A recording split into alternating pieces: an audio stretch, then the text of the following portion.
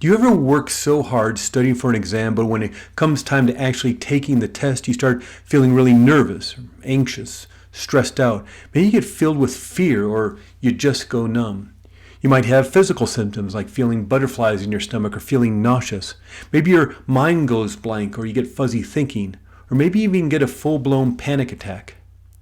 Is your dream career just out of reach? Maybe a career you've spent tens of thousands of dollars training for, maybe hundreds of thousands of dollars getting a degree, but you're so filled with anxiety that you keep failing the test and you can't graduate, or you can't get your license or certification to start working. Do you ever feel that taking tests with a calm, centered, and confident state of mind and body is just a big mystery that you will never figure out? Well, it may feel like you'll never achieve the success, the financial freedom, the peace of mind that you truly deserve because of test anxiety. Well, what if I told you that there's nothing mysterious about taking tests and exams with calm, ease, and confidence? Well, I'm Craig Meriwether, and this is ACE Any Test. I'm a hypnotherapist. I help people remove limiting beliefs and faulty instructions from their subconscious mind. I've been working with thousands of people dealing with anxiety and depression and chronic stress. And this podcast and this video series came about because I've worked with a lot of people over the years dealing with test anxiety, and there's not very many real great resources out there on how to deal with the anxious feelings, the stress, the worry, and the overwhelm people feel around tests and exams. Now, whether it's anxiety or stress around actual written tests, or maybe more about the oral examinations, maybe it's stress about a job interview, or if you're a musician or actor, about auditions. Maybe you're nervous about giving presentations and speeches, fear of success or failure, low self-esteem, lack of confidence, procrastination, maybe a mixture of all of this. Well, in these training videos and this podcast, I'm going to talk about the science around anxiety, especially around taking tests, and what happens in the mind and body to create those anxious feelings and what you can do about it. And I'm happy you're here, and today I want to show you a really great technique that will reset your nervous system and literally change the chemistry in your brain. If your day is challenging, if things aren't going well, if you're feeling stressed or overwhelmed, if this is hopefully not before a test, hopefully you've been practicing and using some of the techniques in the ACE Any Test course. But if you're feeling overwhelmed, this is a great technique to help you settle down your emotions and hack your brain. This will literally reset your nervous system, change the chemistry in your brain, and it only takes about 5 minutes. I call it the 5-minute reboot technique. It's something I learned from one of my teachers who I've been training with for many, many years, Dr. Richard Nongard, a psychotherapist and a hypnotherapist. And this exercise is really simple. It's really easy to do. You can teach your kids how to do this exercise. It's really that simple.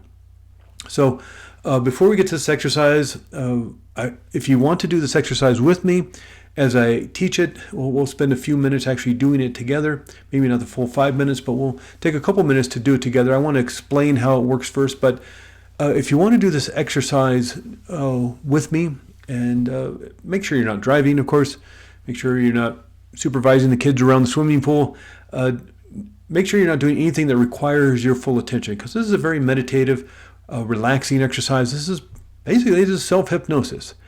And you're going to move inward, close your eyes, be taking some deep, slow, gentle breaths in, move inward, reset your nervous system, hack your brain.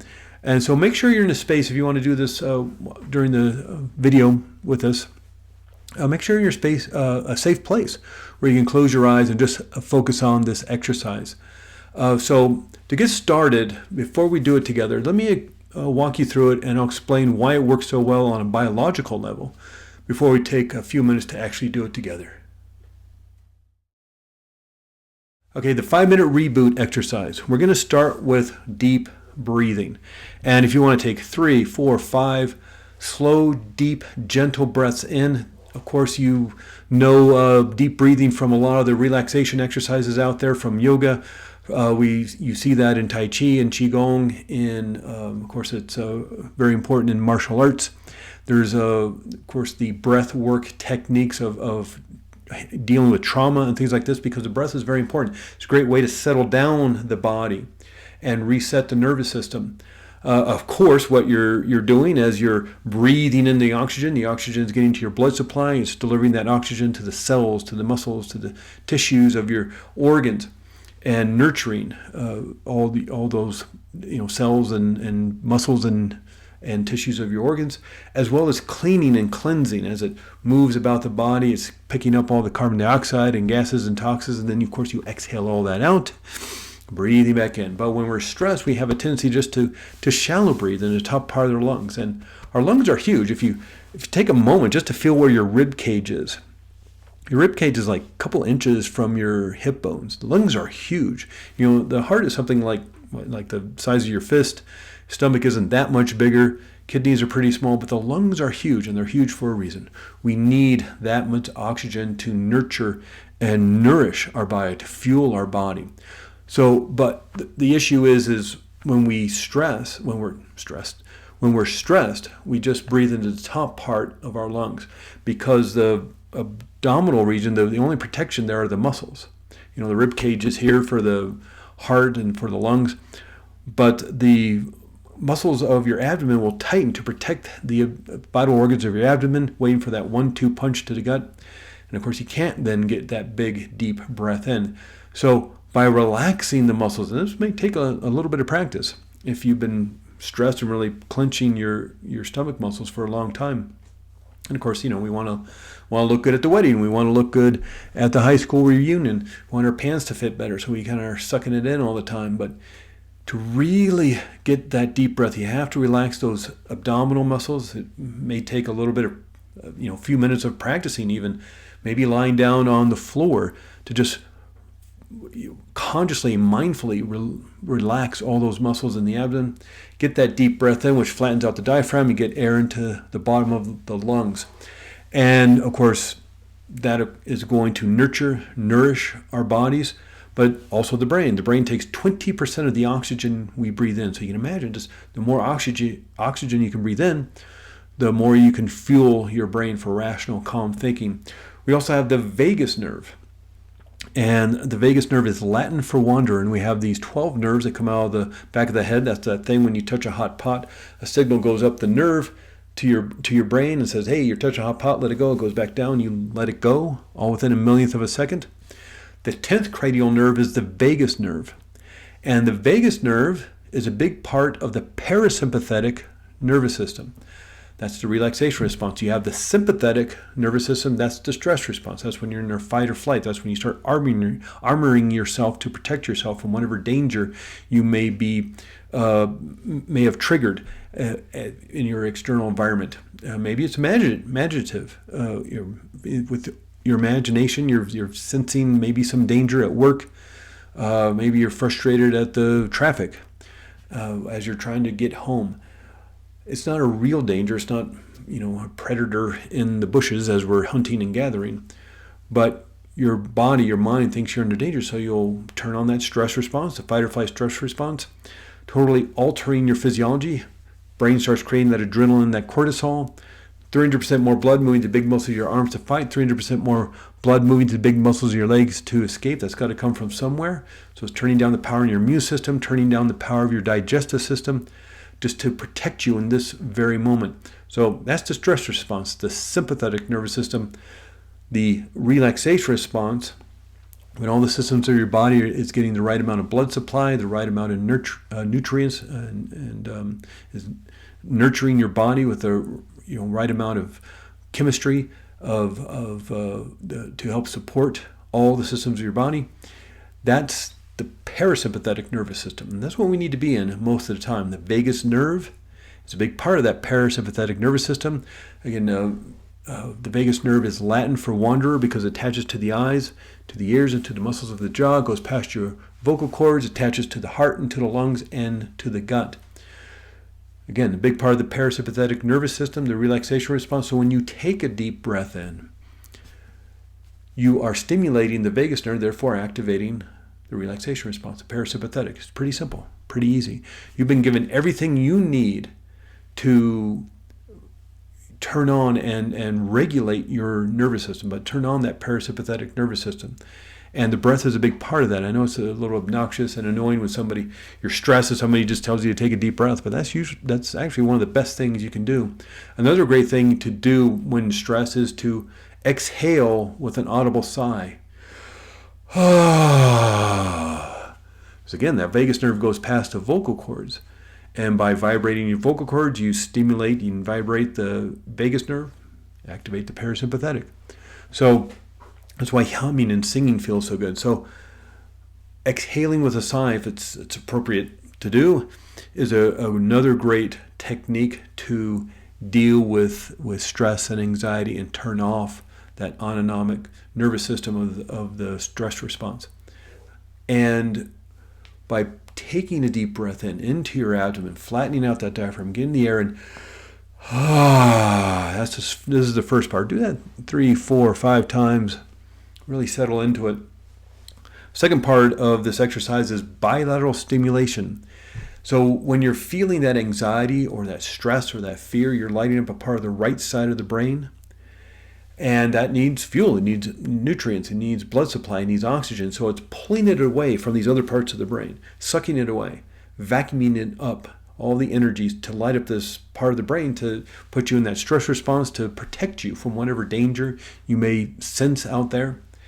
And this is one, great if you're in danger, real danger, but as you turn down the power on these other parts of the brain, these parts of the brain go quiet, they go dark. So how do you undo that? Well, you start lighting up these other parts of the brain, and one way to do that is by moving your body. And so right side of the brain is controlling the left side of the body, left side of the brain is controlling the right side of the body. And by moving your body, so here's my little squeezy ball here, just moving your body by moving this ball back and forth. And so if you're just hearing this like on a podcast or something, what I do is I have a little squeezy ball. It could be a tennis ball, a racquetball, and I'm passing it in front of me hand to hand. And then moving my arms out into the T position or the cross position, and then bringing them back and passing the ball back and forth in front of my hands. Now, since I'm operating on both sides of my body, I'm therefore operating and lighting up both sides of my brain. I need fuel. I need nutrients. Where's that going to come from? It's going to pull it away from all that anxiety and that stress. Part of the right side of the brain, and the feeling state will diminish. So bilateral stimulation, if you've ever seen somebody in class back in school, or you've seen somebody in a meeting and they're drumming on their knees, they're not hyper and they're not ADHD, they're nervous, and they're calming themselves down by bilateral stimulation, moving their hands up and down like that, patting their knees, drumming on their knees. Walking, left foot, right foot, left foot, right foot. That's bilateral stimulation. Little kids in like Montessori schools will do brain gym exercises, and the teacher will have them do the infinity symbol, that sideways 8, with their thumbs, following it with their eyeballs, keeping their head straight, but following the figure 8, or not the figure 8, but the infinity symbol with their eyeballs. Therefore, lighting up both hemispheres of the brain. Connecting the logical, analytical, mathematical language, left side of the brain, with the colorful, musical, imaginative, creative, right side of the brain, creating one whole brain learning system and calming the kids down. It's ingenious. What we're going to do for bilateral stimulation is grab our shoulders. So grabbing your shoulders, making an X in front of you, but you also notice that this is a hug. So not only are we creating this bilateral stimulation by grabbing your shoulders, or if you want to give yourself a bear hug, or the havening technique, and that's rubbing your hands up and down your arms. It feels great. It's nurturing, healing, loving touch, and whichever way works best for you is a great way to do it. But grabbing your shoulders, giving yourself this hug, you're now sending, remember that hot pot, the nerves in your arms and hands can send a message back up to your brain. Your body can communicate with your mind. And so this hug, this nurturing, loving, healing touch is sending a message back up to your brain. Your brain is now creating the hormone of GABA, which is dissipating and evaporating, eliminating all that cortisol and that adrenaline in your brain. And it's now has room to create oxytocin, serotonin, and dopamine. the hormones that have you feel good, the hormones of love and joy and happiness. It's also creating neuropeptides. Whenever you feel any sort of emotion, any sort of feeling in your body, that's due to neuropeptides. These are molecules the brain creates. Hundreds of millions dumping into your bloodstream. Let's say somebody gets angry. They get that phone call at work, and they get angry. Well, the brain is dumping hundreds of millions of neuropeptides into the brain. These molecules looking for cells in the body to send the message of that anger. So these are literal molecules of anger, or molecules of anxiety, or molecules of worry, or overwhelm, or love, or joy, or happiness. And that's why you feel that way. That's why you can differentiate anger from worry, from sadness, from love, from joy, from happiness, is because of these neuropeptides. So by sending the signal from your arms, from your body back up to your mind, your brain is starting to create the oxytocin, serotonin, and dopamine, as well as the neuropeptides of love, joy, and happiness, just by this hug.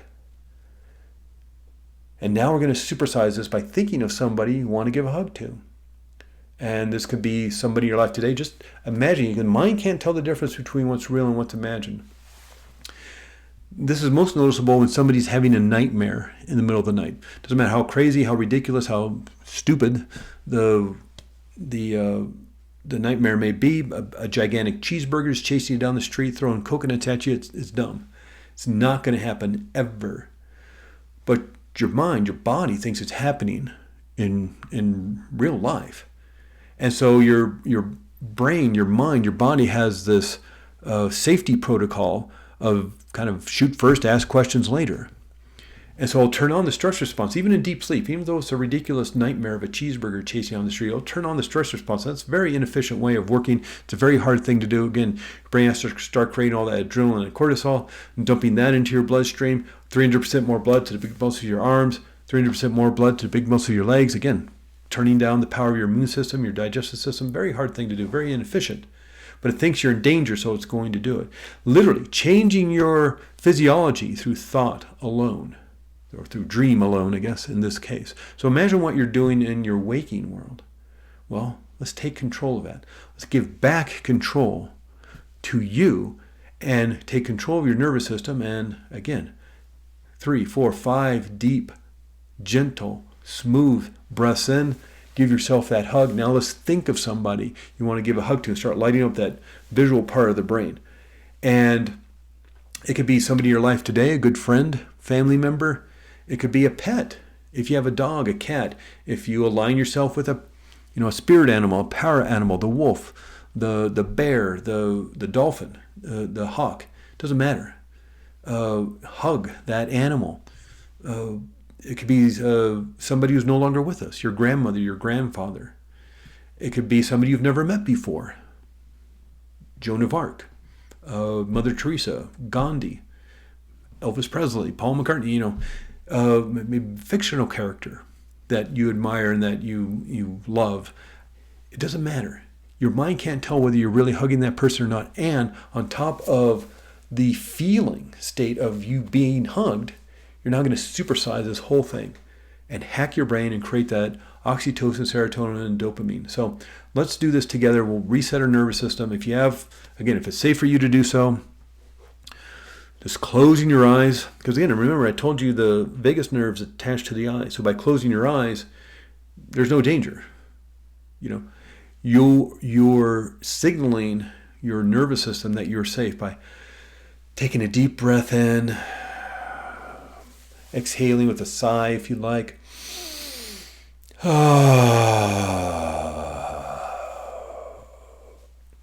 Grabbing onto your shoulders. And now just taking a few minutes to think of that person that you want to give a hug to.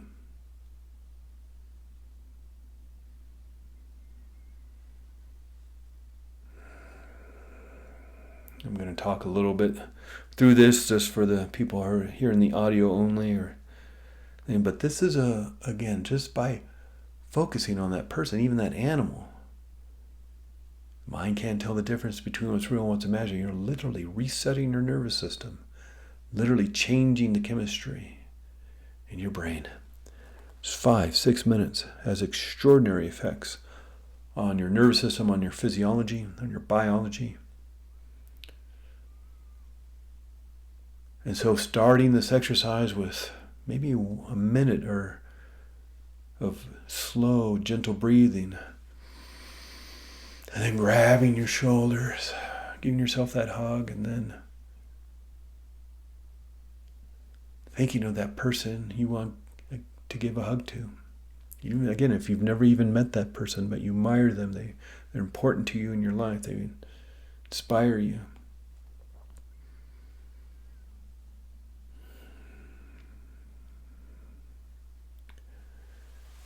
And then when you're done, you can just take another deep breath in, open your eyes, return to being fully aware, fully alert. Again, another just great exercise to master your mindset. And that's what these classes are about, the videos are all about. And so if you'd like, you can replay this, recording to whoever you'd like. Show your friends, show family members, share it with them. This is a great exercise to ground you, to center you. And if you have any questions about any of this, we're going to be doing videos of like this once a week. I'm happy to answer any questions you might have. So in the show notes below is how to get in touch with me. And happy to answer any of your questions on and share them with the answers with on these video series. And have a great rest of your week. Practice. What we practice, we get better at. What we do over and over again is what's strongest in our mind. So imagine how well you're feeling just having done this exercise for a couple of minutes. Imagine doing it once a day. And a great time to do it is in the morning, because this is going to set you up, flood your brain with oxytocin, serotonin, dopamine. How well is your day going to go if you do that? And reset yourself. Reboot yourself. The 5-minute reboot exercise. It's not the 5-minute do it once and your life is rainbows and unicorns for the rest of your life. Do it over and over and over again. There's no harmful side effects to flooding your brain with oxytocin, serotonin, and dopamine, of pretending you're hugging somebody over and over and over again. There's some great side effects to that. And so practice this. Do it once, twice a day. And to see how your life changes for the better, and just inside of a week, let alone do this for the rest of the month. And just see how amazing you feel at the end of it. And so thanks for staying with me and practicing that exercise. Again, share that with whoever you'd like. Especially if somebody is struggling with test anxiety. And test anxiety is a common challenge that not only can affect your academic performance, but also, hinder your career if you're unable to, get the promotion because you have to take some sort of test or some sort of oral exam. Maybe you stand in front of a board to 3 people, 5 people, 10 people to promote yourself to get that new job. Because when you're anxious, your brain enters that fight or flight mode, making it difficult to focus, to recall information, to perform well under pressure. And so as the stakes rise with each academic exam, the inability to manage stress can snowball into poor grades, missed opportunities, lower self-esteem. And these setbacks just don't harm academic success. Again, it can really interfere with your long-term career and business goals. And so test anxiety stems from a variety of factors, including, again, like I said at the beginning, fear of failure, perfectionism, maybe a poor past experience with an exam. And over time, this anxiety creates a negative feedback loop. You worry about failing, which increases the stress levels, which in turn reduces your ability to study or retain information effectively, or regurgitate it when it's time to actually put it down on the test, on your laptop, or writing it down, or again, if it's an oral exam. And this self-perpetuating cycle leaves you unprepared and underconfident when the test day arrives. Anxiety, when anxiety controls your academic performance, it puts a cap on your potential. It really does. For instance, you may shy away from career paths that require passing, exams, law, medicine, certification-heavy fields like finance or electricians, plumbers, auto mechanics. To get licensed in your state, you usually have to take tests, usually several times through your career, like every few years. And every opportunity you miss due to this anxiety sets your dreams and goals further out of reach. And it's frustrating. It can be humiliating to tell family and friends that you didn't pass the test once again if you're taking like a professional exam. And this lack of confidence magnifies the actual test anxiety. Confidence is essential for academic success. Allows you to approach exams with a calm, problem-solving mindset rather than one focused on failure. However, when you doubt your abilities, then the smallest mistakes feel like confirmation of incompetence. This lack of self-belief can cause you to second-guess your answers, waste valuable time, or worse, freeze completely during an exam. And most exams have some sort of time limit on them. Even if it's something like the bar exam or maybe an automotive mechanic exam that has hours and hours and hours, there is an end point where you got to be done. And this emotional burden can spill over into your professional life as well. Exams, certifications are often critical milestones in career advancement. So, if you're struggling with anxiety or lack of confidence, you might avoid pursuing more training, higher education, certifications that could set you apart in your industry. And over time, this could prevent you from actually advancing in your chosen career, starting your business, advancing to your dream job. And so the longer you allow test anxiety to go unchecked, the more it impacts your life. What we practice, we get better at. Just mentioned that before. And so as you do, link anxiety to taking tests in whatever capacity it is, whether it's an oral exam, giving a presentation at a meeting to maybe help promote yourself to get that next level job. By linking that with that anxiety, it's just going to balloon and get bigger. What we practice, we get better at. So overcoming this hurdle is essential for unlocking your full potential.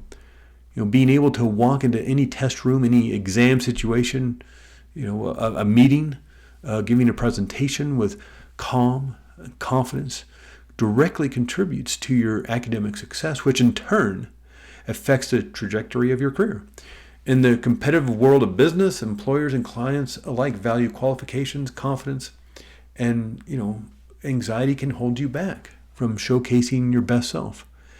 And if left unaddressed, test anxiety can limit the scope of your career and business dreams. And again, you might be avoiding industries where exams and certifications are required. So the good news is, with the right strategies and guidance, you can take control of your anxiety and build the confidence necessary to succeed in any academic and professional setting. And this is how the ACE&E Test online training course offers a structured and proven approach to eliminating test anxiety, improving exam performance, and fostering long-lasting confidence in both academic and professional settings. Unlike traditional study guides that focus only on content memorization, ACE&E Test, this course takes a holistic approach, addressing both the mental and emotional factors that contribute to exam stress. So what's in this course? ACE&E Test is designed to help students and professionals tackle test anxiety head-on and build unshakable confidence. The course includes a series of practical techniques and strategies that can be applied to any exam, from high school finals to professional certification tests. Whether you're in elementary school, you're in junior high, or in high school, you're taking the SAT, the ACTs, or you're in university. Maybe you want to go on to become a lawyer or a doctor, and you got to take the MCATs or the LSATs, or maybe you're in your 30s, your 40s, your 50s, and you're professional. You're electrician, plumber, nurse, auto mechanic. Maybe you're a 65-year-old who wants to, a second career as a real estate agent. You haven't taken a test in 50 years, and you got to take that real estate license exam. So What ACE test does, so however old you are, whatever the situation is and whatever the test is about, this course includes a series of practical techniques and strategies that can help you end test anxiety. These strategies, these techniques can be applied to any exam, again, from high school finals to professional certification tests, no matter how old you are, it does not matter. And so what this helps you do, here's a quick glimpse of the course. There's mental and emotional reconditioning. So test anxiety often stems from deep-rooted fears and beliefs about failure. An ACE test helps you reprogram your mindset to see tests as opportunities rather than threats. Through a combination of relaxation exercises and techniques, positive reinforcement, and visualization exercises, you'll train your brain to approach exams with a calm and confident mindset. There's stress management tools. One of the most effective ways to overcome test anxiety is to have a solid toolkit for managing stress. And the course teaches, whether it's exercises around managing your nervous system or, breathing techniques, meditative-like techniques, other methods to reduce anxiety. You'll have this toolbox that works for you. There's not a one-size-fits-all, so I teach lots of different methods and exercises and techniques. So you have the strategies that work for you. But there's also confidence-building exercises. Just because you deal with the anxiety and stress doesn't mean all of a sudden you're filled with confidence. So confidence is a critical factor in test success. And ACE test, this course focuses on building it from the ground up. Even if you don't feel like you have confidence at all, you can build it up. And through a series of exercises and techniques, you'll develop a sense of accomplishment that can significantly boost your self-esteem and your confidence. So if you or a loved one struggles with test anxiety, whether you get really nervous before an exam, if you're an actor or a musician, you'd get nervous before an audition. Maybe it's a job interview or you're giving a presentation or a speech in front of a bunch of people. Check out the ACE Test online course, aceanytest.com. It's the most comprehensive course for test anxiety relief. There's 12 lessons filled with techniques and strategies for turning off the fight or flight stress response and for building super confidence. There's over 6 hours of video training, over 40 recordings to download and practice with, over 20 PDF worksheets to print out, so you have the techniques right in front of you. The ACE test course just doesn't help you improve your exam results. It transforms the way you approach challenges of life. The exercises, techniques, strategies you can use, and you don't have to use them just for tests. You can use them in all areas of life. The confidence you build through mastering test taking will carry over into every aspect of your academic and professional journey, even in just life situations. So whether you're aiming for college admission, just want to pass high school, you're going to an advanced degree, a lawyer, doctor, nursing, you're climbing the career ladder, you want to become an electrician, a plumber, an auto mechanic. This course equips you with the tools you need to conquer obstacles, eliminate self-doubt, and achieve your fullest potential. So, unlike traditional study resources, ACE test isn't just about preparing for a single exam. It's about building a mindset that allows you to face any academic or professional challenge with poise and confidence. You won't just pass your exam, you'll walk into the room knowing you're capable of achieving your dreams. That shift in mindset is what makes this course a game changer for anyone struggling with test anxiety or lack of confidence. So, just to sum this all up, test anxiety and lack of confidence are major obstacles that can derail your academic and career progress. However, with the right mindset and tools, such as those provided by the ACE test course, you can overcome these challenges and unlock your full potential. Through the techniques and strategies taught in the course, you'll be able to walk into any exam room confidently, knowing you're fully prepared to succeed, not just in tests, but in life. So again, learn more about the ACE test course and how you can achieve your academic and career goals by visiting aceanytest.com. Building confidence is an ongoing process that requires perseverance. There's a certain relentlessness to it and a commitment to personal growth. But by knowing yourself, setting realistic goals, maintaining your positive mindset, embracing continuous learning, you can achieve the best life that you want for yourself. You can strengthen your confidence, unlock your full potential. And so I appreciate you staying with me throughout this entire video, this entire podcast. Thanks for listening. As my gift to you, go to acndtest.com, and there you can download for free 5 different recordings to program yourself for confidence. That's for you to have, just for you. Thanks for listening, everyone. Have a great, great week, and here's to your success in all that you do.